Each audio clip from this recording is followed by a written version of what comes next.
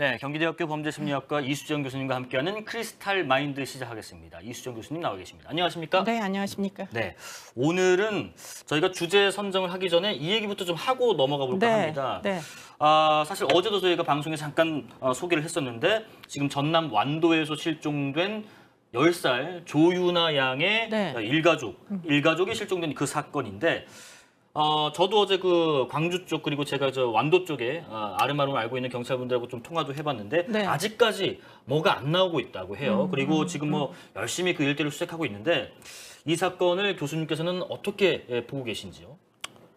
글쎄, 뭐 이렇게 낙관적으로 그 기대하기가 좀 어려워서 마음이 불편한데요. 네. 네, 뭐 지금 일단은 차량이 완도로부터 나온 흔적이 지금 없습니다, 어디에도. 네. 그렇기 때문에 뭐 완도에 다리가 육지로 연결되는 다리가 2개 있는데 지금 어디서도 지금 차량이 떠나지를 않은 것 같다. 이런 이제 그 정보까지는 확실한 것 같아서 네. 그러면 지금 완도에 도대체 뭐 만약에 생존했다면 어딘가에는 있어야 되는데 지금 전혀 생존 반응이 없다, 생활 반응이 그런 이제 상황입니다. 그렇기 때문에 지금 뭐 여러 가지 가능성, 뭐 어떻게 보면은 뭐 가장 최악의 가능성, 뭐 극단적인 선택 등을 염려해야 되는 거 아닌가 이런 생각이 드는 상황인 것으로 보입니다. 네. 네. 저도 그 아까 말씀드렸지만 지역 경찰하고 어제 좀 잠깐 통화를 했을 때 네.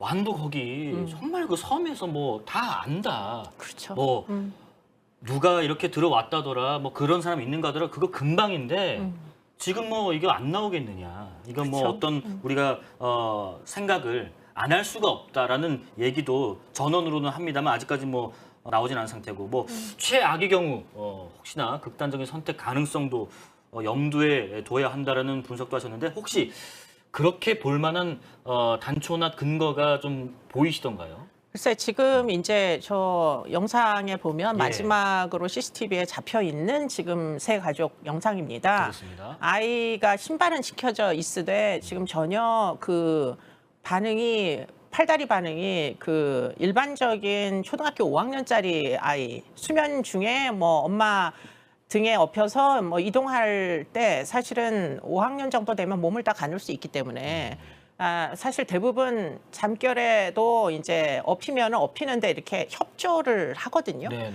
그렇기 때문에 이제 팔 같은 경우 뭐 매달린다거나 이런 자세가 이제 있어야 되는데 흔들흔들 지금 전혀 그런 수위 반응이 없다. 그러네요. 네, 그렇기 때문에 저렇게 수의금 반응이 전혀 없으려면 아이가 그야말로 무슨 수면제 등 인사불성이 되지 않으면 저렇게 되기는 일단 굉장히 어려워 보이고 또 CCTV가 그 차량에 타는 아이를 태우는 CCTV가 멀리서 잡힌 게 있는데 네. 그때도 아이가 일어서서 차량을 타지 않더라고요. 그렇기 때문에 그런 얘기는 지금 정상적인 상태가 아니다. 네. 그러면 CCTV 나오네요. 그렇죠, 나오죠. 그렇기 때문에 이런 것들은 지금 사전에 미리 아이를 움직이게 못해야 되는 무슨 상황을 염두에 두고 지금 저런 일을 벌인 게 아니냐. 더군다나 이제 아버지가 무거우니까 뭐 아버지가 내가 안을게, 뭐 내가 업을게 이래야 이제 정상인데 지금 엄마가 없고 아버지는 왼손에 무엇인가 굉장히 그 꼭 있어야만 되는 물건 같아요. 저것 때문에 아이를 업지를 못한 것 같은데 저 왼손에 든 물건이 대체 뭐냐. 그게 사실은 굉장히 많은 궁금증을 사실 일으키는 거죠. 네. 뭐 물병 같은 것도 하나 있고 봉지 안에 뭐가 물건이 잔뜩 들어있는 그런 느낌입니다. 네. 그리고 그런 얘기도 하시더라고요. 일부 분들은. 대체 밤 11시에 펜션에 애를 데리고 나올 만한 이유가 뭐가 있을까? 없죠. 네. 예, 자고 있는 아이는 그냥 재워야 맞는 건데 네. 지금 자고 있는 애를 들쳐업고 나와야 될 만한 어떤 필연적인 이유가 있고요. 그리고는 지금 저렇게 나오기 전에 먼저 이제 체크아웃을 하는데 필요한 모든 준비를 다 합니다. 네. 가방을 미리 실어놓고 뭐 이제 분리수거까지 했다고 알려지고 있거든요. 그렇기 때문에 지금 그런 얘기는 다시 돌아오지 않을 것을 염두에 두고 지금 밤 11시에 지금 나가는 모습이다라는 거고요. 예. 그리고는 더 흥미로운 건 새벽 4시경에 아버지의 휴대폰이 꺼집니다. 네. 그럼 도대체 새벽 4시까지 뭘 한 거냐? 집에 귀가를 하려면 뭐 밤늦게 차가 안 막힐 때 이제 서울로 뭐 경기권으로 이제 가겠다. 그러면은 그 광주 사람들이었죠. 네네. 그러면 이제 그런 이제 본인의 주거지로 가겠다고 하면 그러면 이동을 해야 되는데 그러면 지금 11시 후반대경부터 4시까지 완도에서 도대체 무엇을 했느냐? 이게 설명이 안 되는 거죠. 네, 그렇습니다. 마지막으로 혹시 뭐 아직까지 뭐 이런 뭐 단서가 나온 거나 그렇지는 않기 때문에 좀 섣부를 수 있겠습니다만 어쨌든 가능성은 열어둬야 되니까요. 범죄 피해 가능성은 없을까요? 범죄 피해 가능성이 있으려면 그러면 사실은 이제 이 사람들의 행적을 추적을 해서 예. 어떤 그 범죄에 노출될 위험성 같은 걸 추정할 수 있는 대목들이 있어야 되는데 네.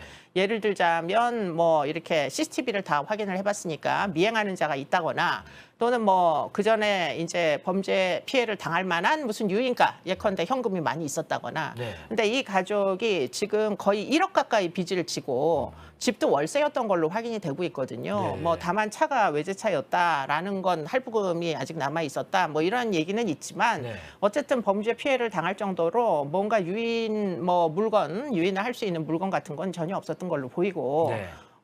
다만 이제 이 사건도 역시 범죄일 수도 있어요. 왜냐하면은 아버지가 맨 마지막까지 살아 있었던 것이기 때문에 네, 네.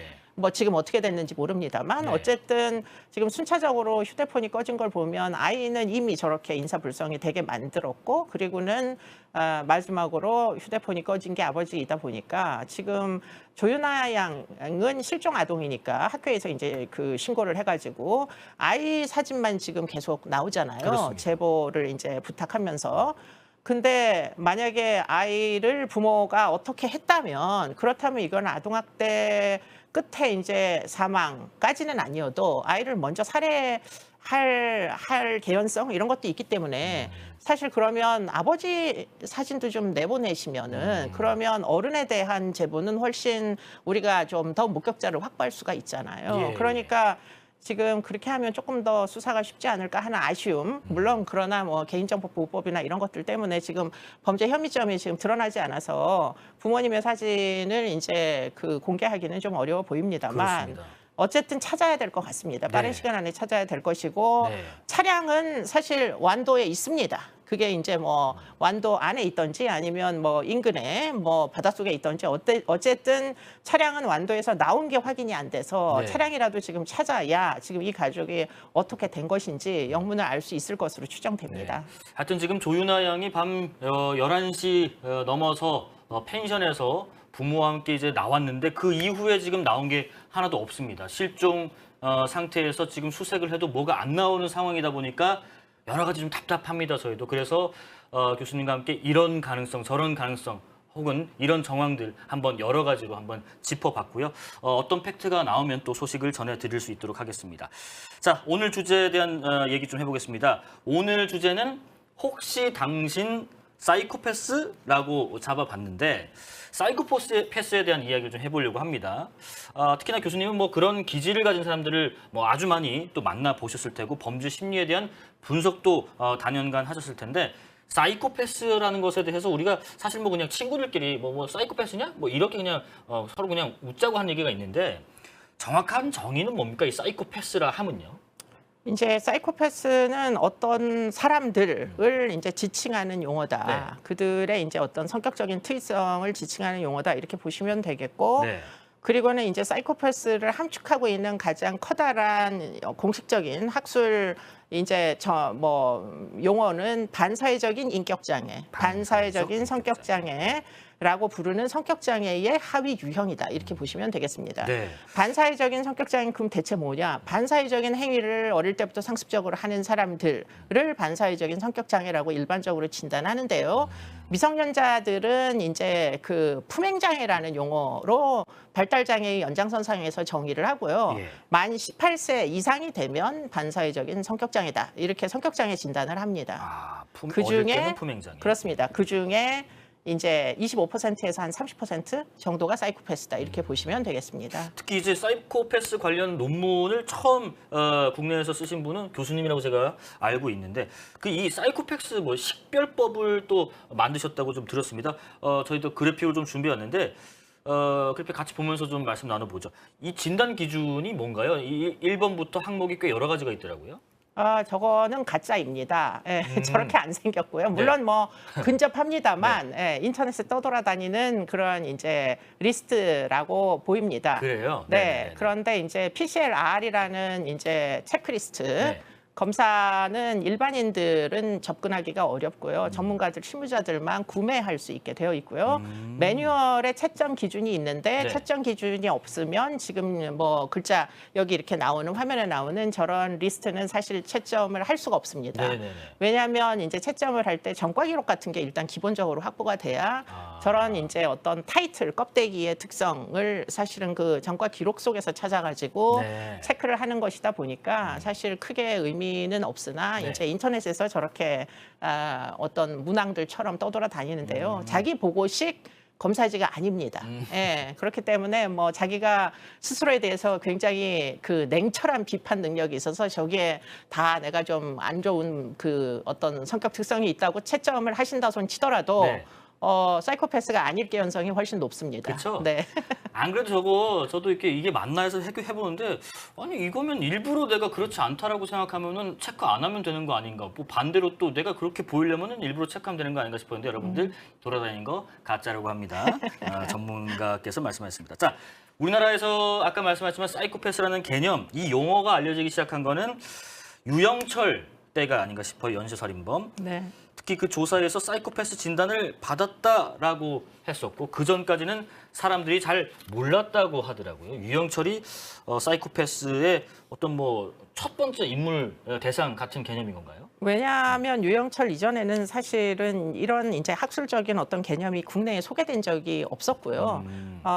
뭐 2000년대 초반에 이제 네. 연쇄살인 사건들이 이제 계속 반복되면서 지금 학술적인 개념으로 이런 사람들도 사실 이 사람들의 정체가 뭔지를 정의를 해야만 했었기 때문에 네. 학술적으로 외국에서 그러면 이런 이제 사람들을 대체 뭐라고 정의를 하느냐 하는 것이 이제 번역되어서 국내에 이제 소개가 된 것이죠. 네네네. 그리고 나서는 이제 사이코패스를 평가하는 체크리스트에 이제 원 저자가 그러니까 한국에 방문을 하셔가지고 네. 본인이 만든 이제 체크리스트를 한국판으로 이제 번역해서 표준화하도록 허락을 해주셔서 네. 지금 그 체크리스트가 이제 주로 형사사법 현장에서 주로 사용이 되고 있고요. 그 체크리스트가 주로 사용되는 대상 범죄자군은 전자발찌 착용자들. 그러니까 전자발찌를 착용을 시켜야 하나 시키지 않아야 하나를 일단 판단해야 되는데 그 전자발찌는 보안 처분으로 재범 가능성을 담보로 채우다 보니까 네. 지금 당장 저지른 범죄만으로 재범 가능성, 뭐 10년 후에 재범 가능성 어떻게 판단을 하겠어요. 그러니까 결국에는 이 사람이 대체 어떤 사람이냐를 판단하는 기준으로 지금 보호관찰관이나 아니면은 이제 실무자들, 뭐 여러 사법기관의 근무자들이 훈련을 받고 네. 지금 이런 평가 절차를 집행을 하고 있습니다. 네. 네. 지금 뭐 채팅창에 소시오패스도 얘기하시는데 그것도 저희가 좀 더 여쭤볼게요. 그 차이가 뭔지 궁금해하시네요. 네. 자, 어쨌든 유영철 당시에 뭐 확인된 피해자만 뭐 20명, 주된 범행 대상은 뭐 여성분들이었다고 하던데 이 유영철이 뭐 살인의 어떤 동기가 과연 있었을까? 아니면 그냥 살인 그 자체가 목적인 사람이었을까? 사이코패스였지만 궁금하네요. 글쎄 유영철 사건은 크게 피해자의 유형이 두 가지로 구분이 됩니다. 네네. 처음에는 이제 부유층을 상대로 해서 뭐 강도 비슷하게 가택 침입 강도까지는 전통적인 범죄인데요. 재산 네네. 범죄. 네.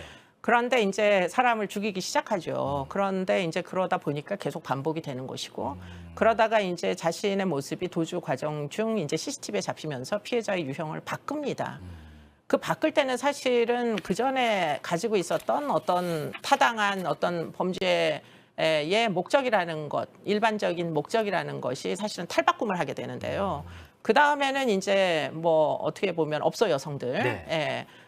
주거에 이제 그 방문을 해가지고 성매매 여성들을 대상으로 지금 이런 범죄를 반복하는데 그 두 번째 타입은 사실은 목적 범죄라고 보기가 어렵죠. 뭐 그분들이 유달리 유복한 어떤 그 환경의 사람들도 아니고 네네. 그렇다고 해서 뭐 성범죄가 목적이었으면 사실은 뭐 충분히 성범죄를 저지르고 돌려보내도 되는데 피해자를 굳이 돌려보내지 않은 이유는 무엇이며 네.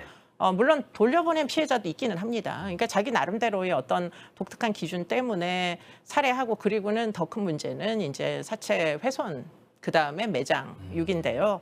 그런 것들이 이제 계속 일정한 주기를 가지고 반복이 됐었다. 네. 일종의 이제 심리적 냉각기가 존재하는 연쇄살인의 형태였다. 그렇기 때문에 결국 그 목적이 뭐냐? 결국은 사실은 목적이 합리적으로는 설명이 안 됩니다. 네. 그러다 보니까 지금 이제 이 사람 자체의 문제로 귀결을 뭐 할 수밖에 없지 않느냐 그런 이야기가 되는 것이죠. 예, 그래그래님 잠재적 범죄 위험성이 있는 사이코패스를 차단할 수 있나요? 이것도 저희가 잠시 후에 좀 여쭤보겠습니다. 사이코패스 아까 말씀하신 그 전문가들용 그 테스트에서 엄여인이라는 그 사람도 아주 높은 점수를 받았다라고 알려졌는데 네. 엄여인하고 또 이은혜가 계국살인의 이은혜가 또 비슷한 거 아니냐 유형이 네, 뭐 네. 그런 얘기도 나오고요. 뭐 특히나 보험금을 노린 범죄, 또 사람을 뭐 도구처럼 이용하는 그런 행각들. 네. 엄여인과 이은혜가 좀 유형이 비슷한가요? 비슷할 수밖에 없는 게 네. 이제 사이코패스의 가장 큰 특징 중에 하나는 네. 피해자에 대한 피도 눈물도 없다 이거거든요. 네. 그런데 이제 이 보험 살인 사건들의 피해자들은 대부분 가족들입니다. 엄여인 사건에서 보면 남편 3명을 모두 이제 끔찍하게 살해하고 보험금을 탔고요. 네. 그리고는 거기서 남편은 뭐 내 친족은 아니잖아요. 남끼리 만나서 하는 거냐 사는 거니까. 네네. 근데 어머니와 친오빠도 죽이지는 않았는데 눈을 찔러서 실명. 이게 이제 보험금이 가장 많다고 합니다. 그래서 이제 실명 상태에 이르게 하는 이런 끔찍한 고통을 상대에게 주어도 네. 죄의식이 정말 절절하면 사실 다시 하지 말아야 되겠죠. 근데 문제는 그걸 반복을 하다 보니까 이 엄여이라는 사람의 캐릭터 자체가 이게 냉혈한이 아니고는 이런 행위를 하기 어렵다. 뭐 이은혜도 역시 마찬가지죠. 이 결혼을 여러 번 했었던 흔적 같은 게 있는데 뭐 알려진 바는 그 지금 사망에 이른 사람 그 사람만 지금 살해한 것으로 추정이 되는데 네. 근데 문제는 그 사람을 사망에 이르게 한 마지막 용서 계곡에 이제 여행 CCTV가 남아 있잖아요. 네. 사람을 죽이려고 하면서 아주 깔깔 큰 소리 내서 웃는 네. 어떻게든 물에 빠뜨리려고 하는 왜냐하면 이 피해자가 수영을 못하다 보니까 결국 물에 빠뜨려서 죽여야 되겠다라는 확신을 가지고 용소 계곡으로 유인해서 데리고 간 것 같은데 물에 빠뜨리려고 하는 공범들의 어떤 뭐 시도를 보면서 계속 이제 왜 물에 못 빠뜨리느냐 이런 얘기를 하면서 깔깔 놀이하듯이 웃는 이런 것들이 사실 사이코패스의 전형적인 어떤 캐릭터적인 특징이다 이렇게 이제 볼 수가 있는 거죠. 네, 마이클님, 사이코패스는 사람의 감정에 대한 공감이 없어라는 의견도 주고 계십니다. 자, 그러면 전 남편을 살해한 고유정 얘기를 좀 해보면 고유정 같은 경우는 이게 사이코패스가 아닌 경계성 성격 장애라고 하던데 어떻게 사이코패스가 아닐 수 있어? 뭐 이런 얘기도 있습니다. 이게 이제 사실은 성격장애 판단을 하는 건 그게 쉬운 일은 아닙니다. 예, 예. 근데 이제 사이코패스와 경계성 성격장애는 모두 B군 성격장애라는 거예요. A군, B군, C군이 있습니다. 예. 그런데 이제 범죄자들은 대다수가 이제 B군 성격장애에 해당하는데 네. 지금 사이코패스는 B군 중에도 반사회성 성격장애의 25%에서 한 30%에 해당하는 하위 유형인데 네네. 경계성 성격장애도 역시 B군이라서 피도 눈물도 없는 경향성이 있지만 그러나 이분들이 이렇게 잔혹해지는 이유는 딱 한 가지 버림받기 싫어서. 예, 그러니까 뭔가 이 어떤 배우자에 대한 또는 뭐 가족에 대한 집착 이런 거는 또 있단 말이죠. 예, 예. 그래서 고유정도 보면 이제 자기가 낳은 아이와 뭐 행복하게 살아보겠다 네. 이런 것들이 사실은 이제 꿈이었기 때문에 전 남편이 이제 현재의 혼인관계에 위협이 되자 사망에 이르게 한 거잖아요. 그렇기 때문에 어떤 범행을 저지르는 그 근본적인 동기가 약간 차이가 있다. 경계성 성격장애는 관계를 굉장히 중요하게 여기고 관계에 네. 병적인 집착을 보이는 데 반해서 사이코패스는 그 누구에게도 이 애착을 못 느낍니다. 심지어는 아이에게도 애착을 느끼지 못하는 거죠. 예. 정말 말 그대로 사이코패스. 어금니 아빠 이영학 같은 경우도 사이코패스 진단을 받았다라고 하던데 네. 아내 몸에 문신 새기고 뭐 성매매까지 강요하면서 TV에서는 희소병을 앓는 딸을 정말 지극정성을 아끼는 딸바보 아빠로 나오는 이런 행위들. 그러니까 혹시 사이코패스들의 이중 생활도 혹시 전형적인 특성, 행동 특성 중에 하나인가요? 네, 뭐 크게 한 4가지 정도로 나누어서 이제 그 뭐 세세한 뭐 특징이 있는데 그걸 묶으면은 네. 첫 번째 무리는 이제 대인 관계에서 일반적이지 않다. 사람들을 조종하고 사람들을 내 목적을 달성하기 위한 도구 정도로 사용한다. 대인 관계가 그러니까 당연히 안정적일 수가 없겠죠. 네. 파트너가 뭐 자주 바뀐다거나 이영학처럼 사실은 아내는 아내이되 결국은 자신의 이제 어떻게 보면 성매매를 위한 도구였잖아요, 도구였죠. 아내가. 뭐 그런 식으로 이제 대인 관계가 일반적이지가 않고요. 그리고는 감정이 없습니다, 이 사람들이. 그러니까 아내라면 자식을 낳아서 나눈 사이라면 일반적으로는 굉장히 신뢰 관계, 뭐 그래도 애엄마인데 네네네. 어떻게 성매매를 시킬 수가 있어요. 그러니까 이제 그런 식으로 감정이 없습니다. 그리고 그 상대가 어떻게 생각할까 이런 거 상상을 못 해요.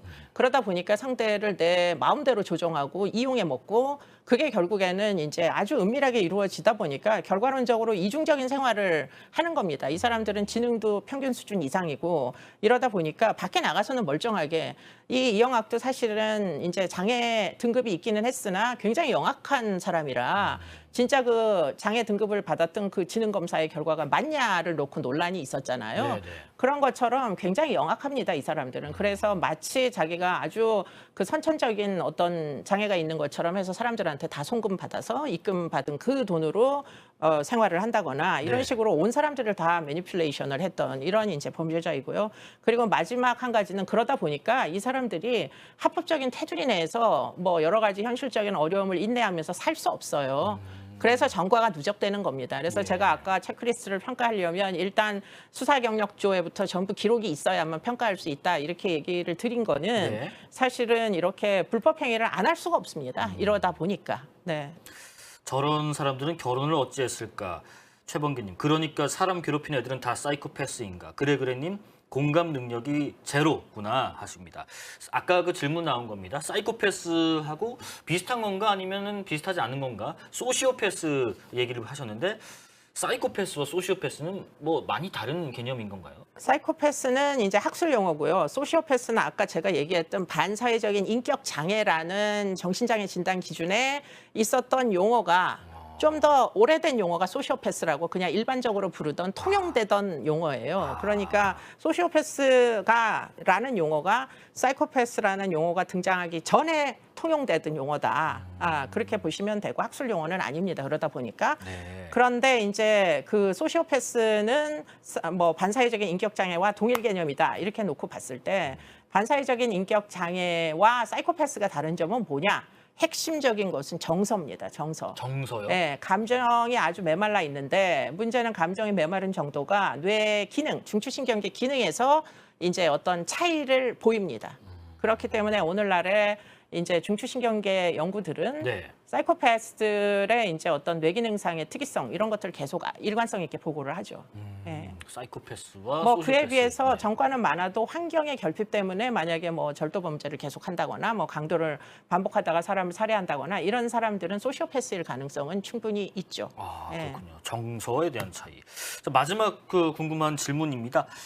그러면 사이코패스를 혹시 일상 속에서 좀 판별할 수 있는가? 아까도 어떤 분이 물어보시더라고요. 사이코패스 그럼 미리 저 사람 저렇구나, 사이코패스가 맞구나라고 혹시 알아낼 수는 없나요? 하는데 그런 방법이 혹시 있나요? 뭐 있으면은 피해가 안 발생하겠죠. 예, 이 사람들은 사이코패스는 일단 아까 제가 말씀드린 대로 머리가 좋아요. 그렇기 때문에 자기가 아무리 잔인한 어떤 의도를 갖고 있어도 상대에게는 매우 친절하게 얘기할 수 있는 법을 알고 있습니다. 그렇기 때문에 이제 강우순 같은 경우에도 대부분 피해자가 강우순의 차에 올라탑니다. 예. 강우순이 납치한 게 아니에요. 그렇기 때문에 결국에는 다른 사람에게는 굉장히 뭐 이렇게 거짓말스러운 거짓말도 잘하고 이 위장된 그런 모습들을 보이기 때문에 예. 뭐 사실은 예견하고 피할 수 있는 방안은 딱히 있지 않다. 네. 그렇기 때문에 다시 말해서 피해자들의 잘못이 아니다. 피해자들이 자책할 필요 없다. 이런 얘기가 되는 겁니다. 네. CHS 킴님, 사이코패스가 감정이 없다고 하셨는데 배우자와 연애할 때는 애정을 많이 표현했기 때문에 결혼했을 텐데 그 애정 표현은 그럼 다 거짓 연기였을 가능성이 높겠군요라고 하시는데 맞는 말씀? 뭐 실제로 사이코패스이면요. 네. 실제로 네, 사이코패스이면 네, 네, 실제로 사이코패스면 당연히 그럴 수 있다고 하십니다. 근데 뭐 알 수가 없으니까요. 하여튼 뭐 피해 입으신 분들 그런 분들은 본인이 자책할 필요가 전혀 없다. 그럴 사이코패스인지 아닌지 우리가 애초에 알 수가 없기 때문에. 자, 오늘 크리스탈 마인드 이수정 경기대 범죄심리학과 교수님과 함께했고 다음 주 같은 시간에 뵙겠습니다. 오늘 고생하셨습니다. 네.